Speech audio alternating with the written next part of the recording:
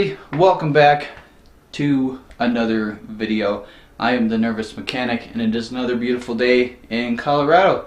As usual, like and subscribe and check out my other videos. They're probably crap, but look at them anyway. And try not to cringe. As usual, I know the video isn't, the editing isn't great, but I try to convey my point across as clear as I can. But anyways, welcome. I know it's been a minute since I've done videos. Work has been crazy. A lot of things going on, and so I'm shooting this on my GoPro today. I've got a conclusion for my my bumper video coming up, and I got another one for my wiring for my dual battery. But today we're going to be doing something kind of fun. I'm going to be doing a full tune-up on my truck. And I'm going to be doing a rear brake drum replacement with some of the hardware, and we're going to see how those drums look, the disc brakes look in the back, and we might replace them. On the heels of that, we've got I'm going to be doing a full steering rack replacement, a rack and pinion replacement, so that'll be cool. So that'll be kind of something neat. Hopefully you guys that have a little trouble doing your own maintenance will see this and realize it's really not that hard. You just got to take it step by step. Take pictures, notes if you have to, and figure it out. It's really straightforward. I think I see a lot of people that have issues doing their own car maintenance, and they're really, it's very foreign to them, but it's really not. It's very straightforward. So I try to do these in order of how I would do it, so you guys can look at it and see that it's fairly, it's not that hard to do. This is on a 2010 Toyota Tacoma. Most of the Tacoma models, I think a lot of them are fairly similar. This is how I do it. A lot of people maybe in the comments will do it their own way. This is how I do it. So let's get at it. I'll show you how to how to do car stuff. Let's go. Okay, first off, this is what we're looking at here. This is a 2010 Tacoma SR5 TRD silver, which I love very much. I was considering trading it in, but at the rate of how much trucks cost, the reliability in this is actually pretty good, so I might just keep it. As you can see, we'll do a little walk around. That's the new bumper and tire carrier that I put on. I'll be doing a video on that installation here soon, and we're gonna go from there. We've got all of our stuff out here. We've got new 6-lug drums. We've got hardware. Now, I did this because I don't know how long this has been on there, and it might be a good idea once it's all cleaned out to see what the drums condition are and to replace everything anyway. This is my commuter, so I just take I take really good care of it. So we got cabin filter, regular filter. We've got our Pennzoil Platinum 10W30. Obviously, it's made from natural gas. DOIING. And we're going to be doing we got our high mileage seafoam. I always use that stuff, half in the oil, half in the gas. Works out great. We got plugs we're going to be doing today. Hopefully he gave me enough. Let's see, 1, 2, 3, 4. Should be 6. If he didn't, I'll tell you what. Advanced Auto actually has really good selection of stuff, and their prices are a lot better than AutoZone. So we got 6 of those, and we have a high mileage filter, Mobile One. You can use whatever you want. They're pretty much all the same as this stuff, and there's really no huge difference. Then we got this stuff is good. This is your CRC brake caliper grease. This is good just to put on parts to coat them, to keep them from you know, getting noisy or just having issues. So this is good stuff. And as always, we got anti-seize, which when you're from the Midwest or from the Northeast, you put some of that anti-seize on the front of this, and even like a little in the back, and this stuff will keep your drum from sticking to your rim, which is a good thing. And you can do that on the front as well. So let's see here. Now, engine bay right here. There we go. Now, first step, this is our engine filter, or our cabin filter. Now, this guy is fairly straightforward. Right here, flow goes down.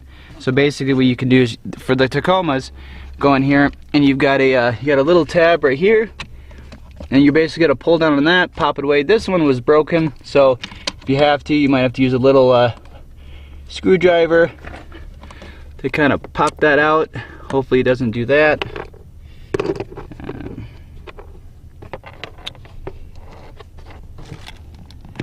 Let's try this again.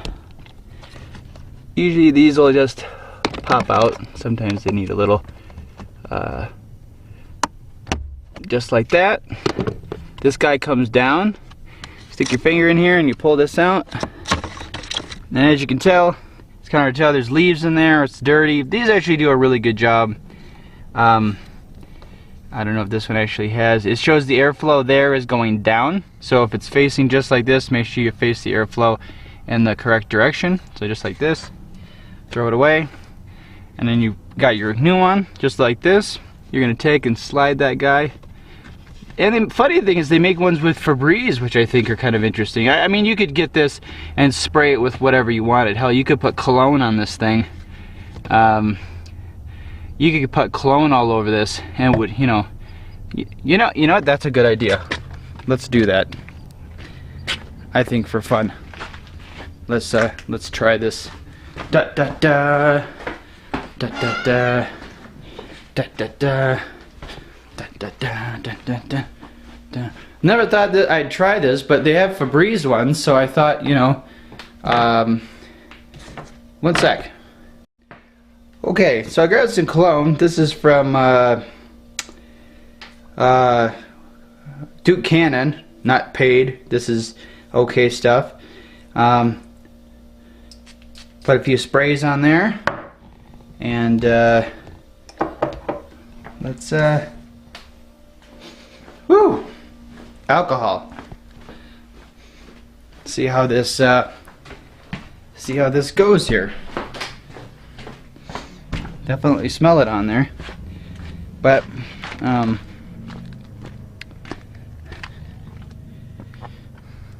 in all reality, they say airflow goes one way, but honestly, when you look at this thing, I don't see a huge difference. It's just a filter. So, but I think there might be a way that some of these, they might have a little thicker filtration on one side, but try to do it the way the manufacturer intended.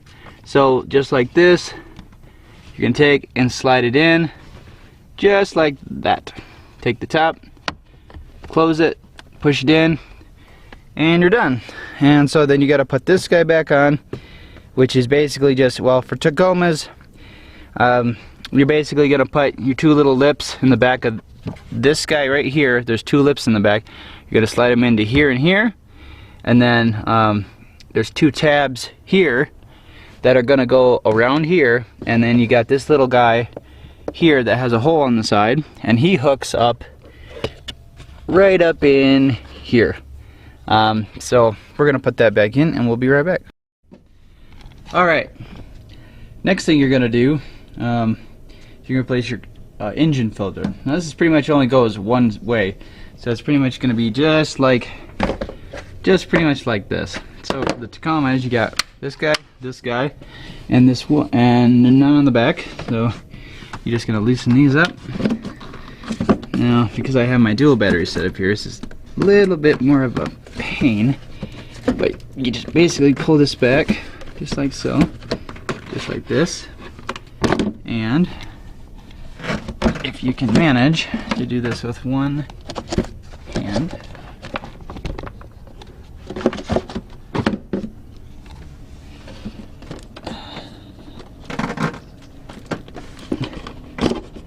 just like that, pull it up, or just like that. Okay, so just like that. The old one's pretty dirty. That's your new one. Basically, all you're gonna do is just have it just like this. This filter goes just like that into this housing, and then you're gonna put everything back the way it was, and you're gonna clip it on. Easy as pie. So, sorry about that. It's hard to do this with one hand. So that's pretty much how you do that. It goes back in the same way, clip it back on, and you're good. let's see here. Next thing we're gonna do is, so your oil filter is directly on top of the engine, which is nice. Which is what I like Tacomas, is that they do this fairly simply.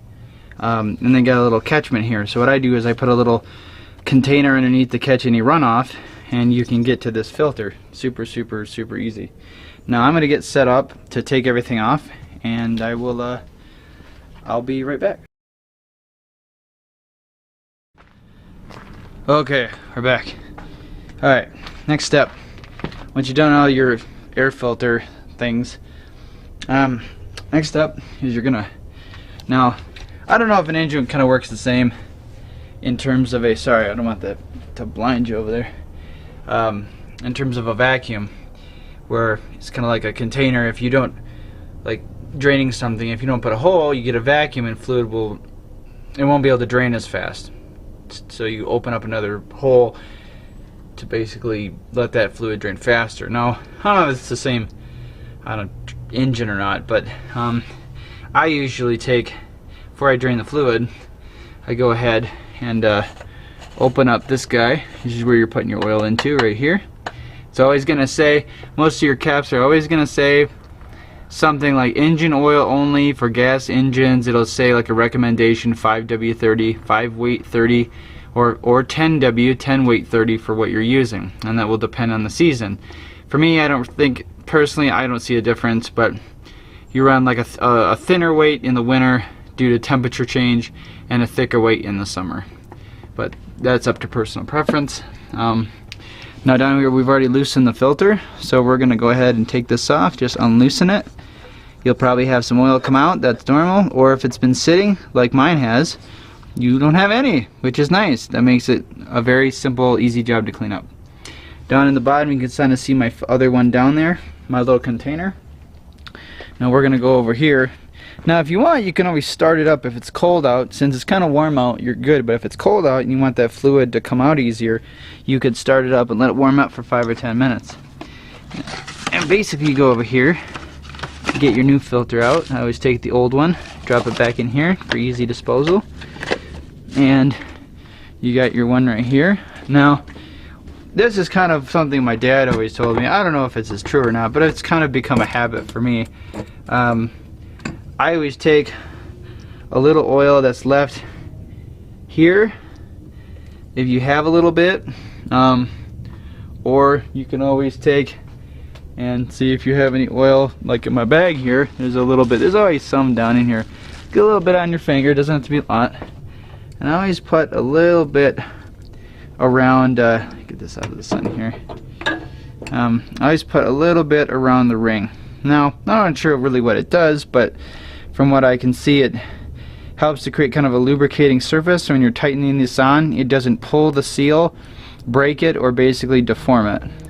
So that is kind of a nice thing. So I think in terms of that as an idea, this is what I do. Most filters are the same. You can do it if you like. That's what I do. Now I come back down here. We can see that. Just screw it on so it's hand tight. Now these don't have to be crazy tight. You just hand tighten the thing down, and you can use your wrench if you want to snug it up a little, but generally you don't have to. Just doing it hand tight is fine. And for me, like, I usually take and I usually put my filter on here just like this, give it 1, 2 turns, just like that, and you're good. All done. Now, next thing you're gonna do, you go underneath the car. Oh, it's so old. Now for the Tacomas, most oil pans look kind of the same, but you're always gonna have that one piece that's kind of bigger. That usually has one bolt underneath it, and it's your oil pan. Now to get it out, I used a number 14. Usually it's like a 5/8, 9/16, ½ inch, somewhere in that range that you're gonna use.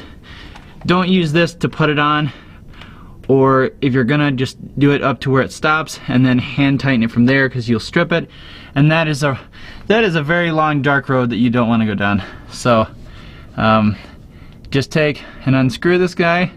Now basically I'm gonna set the camera down here, and hopefully you can kind of get an idea, and I apologize if, oh, not that, and I apologize, hopefully you'll be able to see everything here. But this is basically what it's gonna look like. Now, you want to open up your oil container. Any of these types will work. You can get it from AutoZone, Murphy's, O'Reilly's, whatever.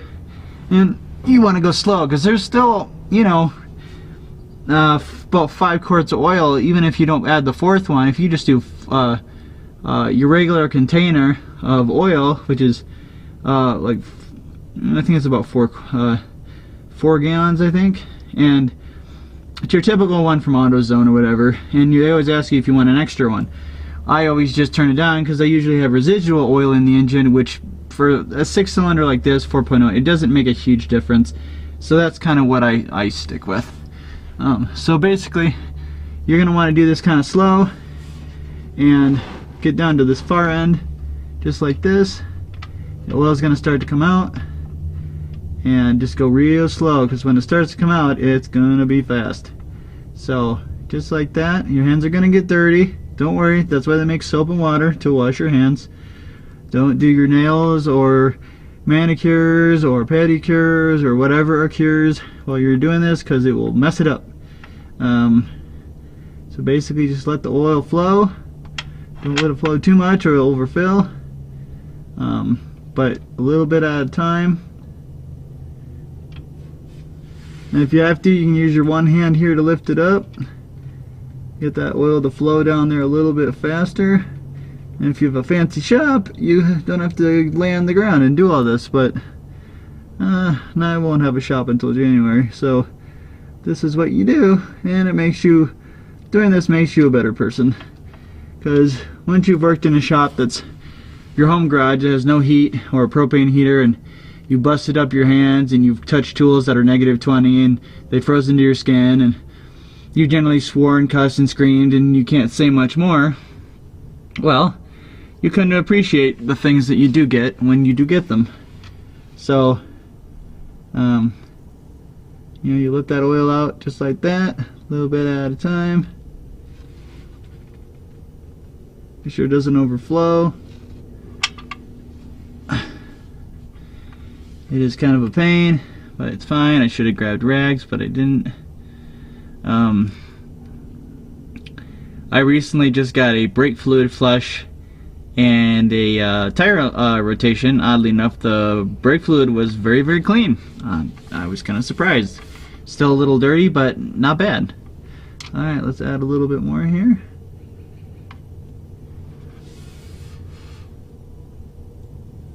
Once you kind of get to a point, you can lift her up, and most of that fluid will flow down to the other end.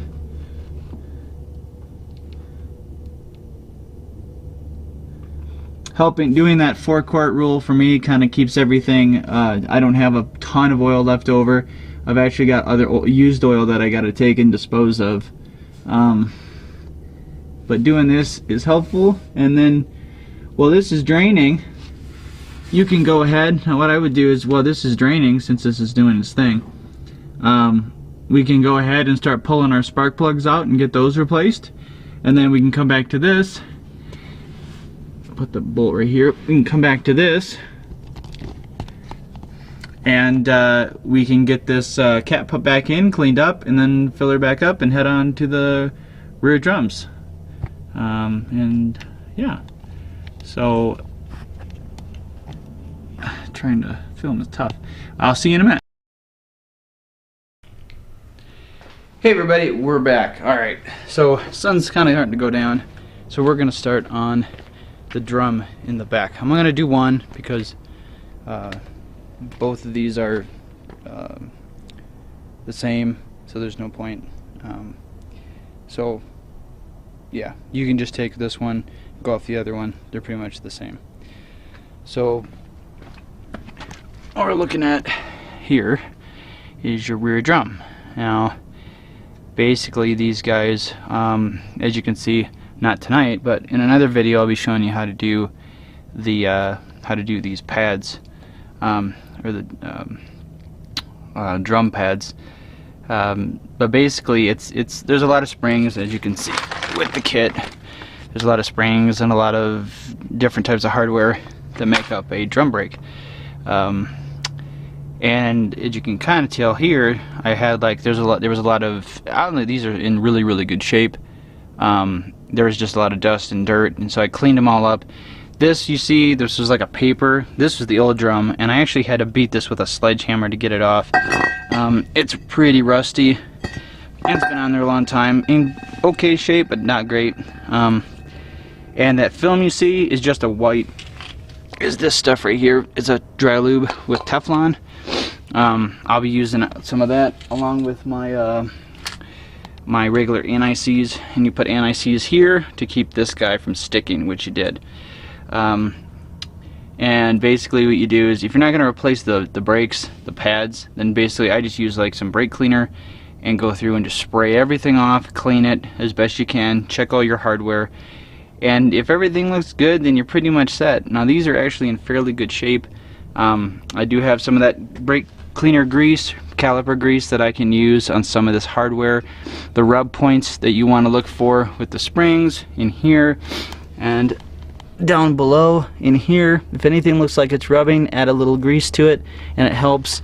And just use some compressed air and some cleaner and you're good to go, and you won't have any problems. So that's what I would suggest with this. Now this is your new one, 6-bolt, all clean.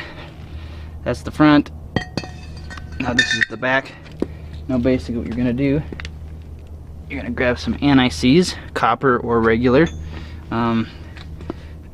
and this is just personal preference, like I said, a lot of this is, but to keep stuff from sticking in those Midwestern winters where everything is rusty, you're gonna get fairly silvery, but you get a big old dollop of this stuff and just go on the back and just generously just smear that around.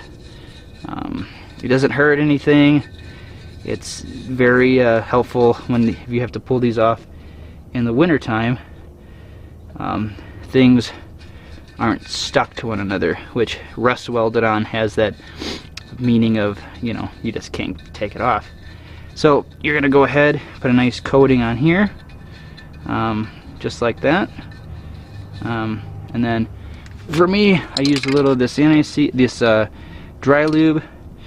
I spray a little bit around the inside, just enough to coat it. Try not to get any on the pad area, which I did. They're gonna have a coating of oil on them anyway, so just try not to get them too lubed up. And then if you want, you can go ahead and use this caliper grease for anti-squeak, and I've done this to the fronts. I've used a little of this and I just put a little bit on the pad, just a lot of, like, just a tip of your finger, and just smear that around. It doesn't hurt anything, and it does help quite a bit. So that's pretty much what I do for these. I'm gonna basically, when you slide this guy on, it's the same thing. You might have to push these guys in a little bit, but other than that, I'm gonna put this guy on and you guys can see what it looks like when it's on. When you're pulling them off, basically it just looks just like that. So we're gonna go ahead and put this guy on, and you guys can see what it looks like. Alright, we're back. We had some trouble here. We're going to be filming this on my other DSLR, my Canon camera. Unfortunately, my GoPro just bit the dust, and my backup also doesn't work. So yeah, I think it's time to invest in some blacks, GoPro Hero Black, and where they go, Black 4, Black, I forget the name of them, I don't remember what they're called anymore, but the Hero 5 Black, and I think there's another model, I forget, but I think it's time to invest in some. Both of them are dead, so we're going to shoot the rest of this. I'm running out of light, so we're going to shoot this and the rest of it on this camera. So let's go. Alright, so I will do the best I can with holding a camera, but first off, you're going to have to take off your air cleaner cover and everything. You got this guy on him. You're going to use a I think it's like a 1/2 inch socket, or a 1/2 inch size. This is also a Phillips, so you can do both, or it's actually smaller than a 1/2 inch. I think it's like 9/16. You can take that, pop that off. You're also going to need your wrench, and you're going to need, this is a size, this is a metric, this is a 10. And you're going to pull off, you got 3, it's the same on all sides. You got this size, this bolt, which goes in right down, come on focus, right here. You're going to pull those off, and that's, you're going to pull your coil packs out, which is this guy right here. Now these are Denso stock ones. I'm waiting for the upgrades to come out. They should be out for the 4Runners and I think the Tacoma and the 2nd gens. So I'm going to be upgrading those, and I'll do a video on that. But always check these to see if you've got cracks or discoloration down in the well there. These have been doing really well as a stock one, but always looking to upgrade. So always check these out. Now, when you're pulling your plugs out, those clips you'll push right here. So you got this guy, and what I'll do is I'll come over here, and right here, if this will focus, this clip you're going to take and just push it in and slide it off the end of the coil pack. Now, it is, sometimes it's a little tough to get these off, so just work at it. It'll come off, don't break it. And when you take out your plug, which is right down in there, you're going to want to be, you don't need to tighten these when you put them back in. You just snug them just a little bit and you're fine. And when you take these out, you're going to use your extension, and they make the socket on the end, they make with a rubber bushing down in there, which sometimes gets wore out, but use an extension, 3/8, and you're basically going to slide that guy down in there, and then use your wrench, pop that free, and then just loosen it up enough to where you can basically turn this by hand and just turn it. Make sure when you take it out though, you want this seated in there. So press on it, put the socket, the wrench, this guy on it, press it down in there, because if you break it, you're going to be in a world of hurt. You don't want that. So take your time, get it to where it's loose, then loosen this by hand, and then if you have to, what I use is these long needle nose pliers. Oh, it's getting cold. And then use this to pull up the spark plug out of the well. Super easy. It's the same on on both sides. The other side, you are going to have to take and over here, you will have to remove this guy. Just pop it off. There's a hose and a clamp, and this guy here. So some of this is kind of a pain, but you'll have to remove that. Easy though, and just take your time. That's pretty much it to get your plugs out. Pretty straightforward. Like I said, when you're putting them back together, don't torque them real tight. Just make them a little snug. And then if you see if any of these wires here are, any of these wires are exposed, put a little black tape around it. That's what I do, and we're good. That's pretty much it. Now, the next thing we're going to do, we're going to go down and we're going to finish up with our oil, and I will be okay. So we're under the truck now. Hopefully you can see here.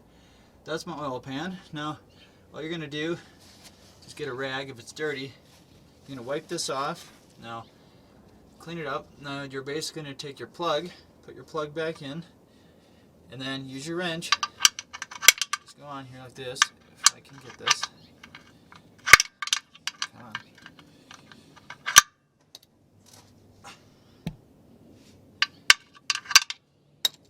Come on. Just like that. And you don't need to do it super tight because you'll strip it, and that's also a world of hurt. So just snug, and I know snug is different to a lot of people, but get my hand here. Just basically just like that's tight right there. You're just going up like that, and you're good. No more. That's pretty much, that's how you drain your oil. Next we're gonna go up underneath the car here. Oh, that. Drop everything. One interesting thing to mention about the plugs was, this is what they look like. These are the old ones. Hopefully you can see that, but there's no tinge on that porcelain, none.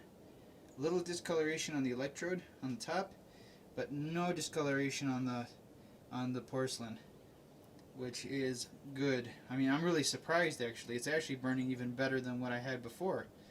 I usually do oil tune-ups at about every 5,000 to 6,000 miles, or I'll wait. Just depends. But this is really impressive. And these are Bosch. If you can see that, platinums, and these are really good. Now we're going to switch out, and we're going to be doing an NGK, just a V power. These were a little bit higher, a nicer brand, so I'm actually going to keep those, and I'm going to keep those. And beer. We're gonna see what happens. I might use them again. So that's done. So your filter's on, your plug's in, and everything. Next thing that you're gonna do is you're gonna come over here, and you're gonna get your seafoam, and you're gonna grab your oil. I'm gonna come back over here. I'm doing this kind of quick because it's getting kind of cold, and I still have to do the other stuff on the car. So in a nutshell, you want to grab your, if you have a funnel, it makes it a lot easier to do this. Just grab your old Harbor Freight funnel, come over here, and all you're gonna do, pop the cap off. This isn't juice, so you don't have to shake it. There's no sediment, there's no extra oil hiding in the bottom. And basically, just take your time, just like that. Gets a little full, just stop, and you fill it all the way up. Empty this whole entire container. This is 5 quarts, or a little over 1 1/4 gallons. You're going to fill up that whole, you're going to dump all that in there. And what I do, after this is empty, one, is I take the old oil and I put it into this container right here, and then I use my half-mileage seafoam and I dump about half of this container in the oil. The other half I dump in the fuel. I'm pretty sure you can probably figure out where your fuel tank is. Actually, I'll show you, because some people might not know where the fuel tank is. I hope you do. Fuel tank's there, and oil is right there. Windshield wiper fluid, coolant. That's pretty much it. I don't think, the train's coming. We're gonna finish this video inside. Anyway, sorry about that. That train gets really loud and it's hard to video outside, so I'll shut the door here. In conclusion, we'll go into the shop. It's even louder out here.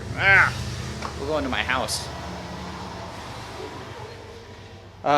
In conclusion, that's pretty much how you do a tune-up and drums. You're always going to need rags on hand. You'll need, like I said, brake fluid, or not brake fluid, you'll need like cleaners, the anti-seize. You'll need your assorted wrench sets, a pry bar, a sledgehammer,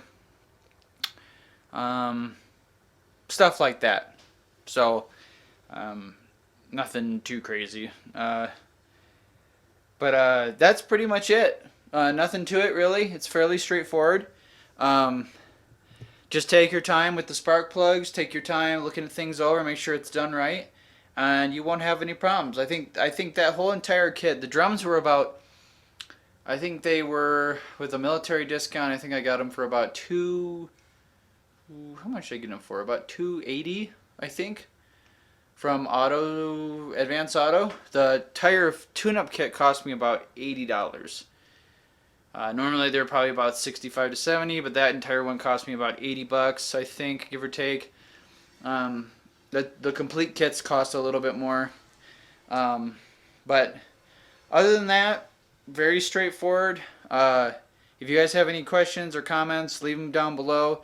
Let me know. If you guys want me to explain something a little bit more, I can do that.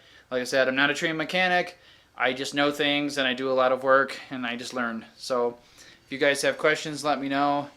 Nothing here was endorsed, just my own personal views on things. So if you guys have, like I said, questions, comments, let me know down below. Like and subscribe.